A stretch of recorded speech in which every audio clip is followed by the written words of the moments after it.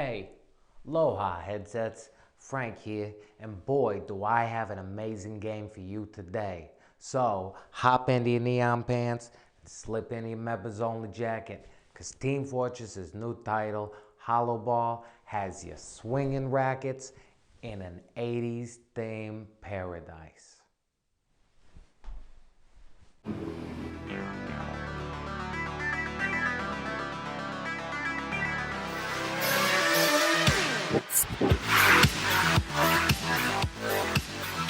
I stayed up until 2 in the morning waiting for this game to hit the PlayStation Store. It didn't, and I ended up with NBA 2K17, which, if you haven't seen my review already, was a complete letdown. So, you can bet that I was excited to play a game that I was actually looking forward to today. HoloBall completely exceeded my expectations, and I got it on sale. But don't just take my word for it, take a look. Story. What story they give you is great. You're a cool 80s bro with an even cooler 80s whip that must play HoloBall to earn your freedom from a talking computer. It's like Snake Plissken takes Wimbledon. Visuals. The visuals are great.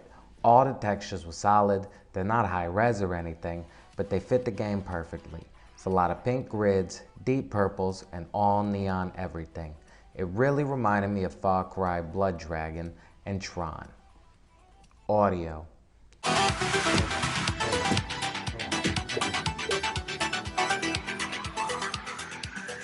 The audio is phenomenal. The bounce of the ball against the digital walls, the swish of my racket, the monotonous drone of the high computer, all set to a wonderful 80s inspired techno soundtrack. Music's lit. Deep brooding bass notes mixed with tons and tons of synth. Check and mate. Gameplay. The gameplay was out of this world. The controls are super simple. The game only uses the move controllers, so if you don't have them, make sure you pick up at least one before grabbing this game. The controller or controllers, you can choose to use one or two, are your rackets, and all you have to do is swing. Well, you do have to hold down the T button when serving, and when you hit a slow ball, you can use it to pull the ball back to you. But that's it.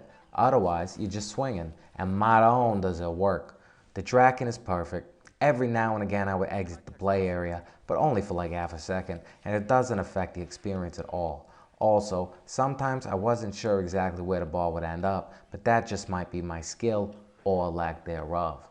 You do need a good bit of space to play this title. I definitely almost broke my fan more than once, and make sure there's nobody else around you, because you're going to be throwing bows. The game offers a campaign, which has you pick a difficulty and go 5 rounds against the AI. You play first to 5, and if you lose one round, you have to start over. And after each round, the AI gets a little perk that makes it a little bit more difficult than the one before. It's really a lot of fun, and kind of difficult on the higher settings. I barely made it past medium.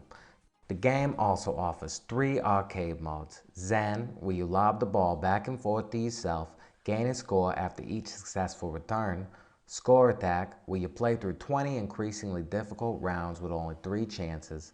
And finally, Endurance, where you have 3 chances to see how many points you can score. All the modes are really fun, and once you're in one, loading times are great. So, it's easy to keep playing and keep playing. I lost track of 2 hours in no time.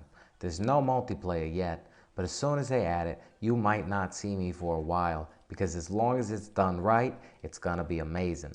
To top it all off, it's not only a game, it's actually kind of a workout. Motion sickness. Like always, I don't really get any motion sickness, but I don't really see this game causing it.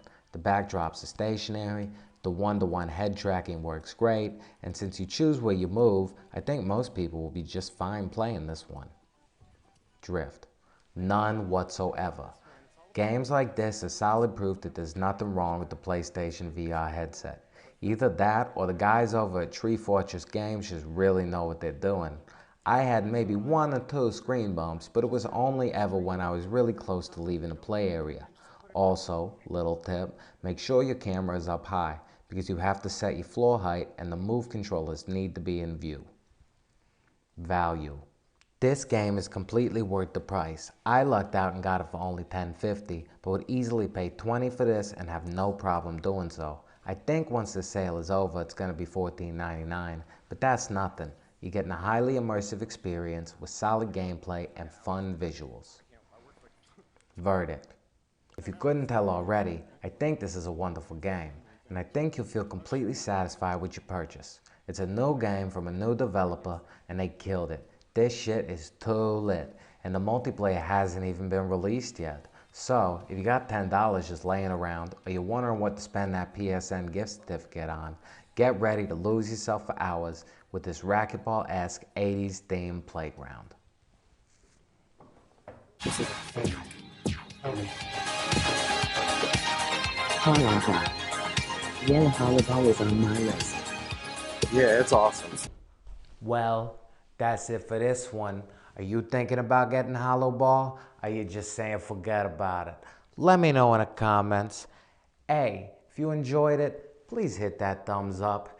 And if you want to stay up to date on everything PSVR and you don't mind looking at this ugly mug, friggin' subscribe!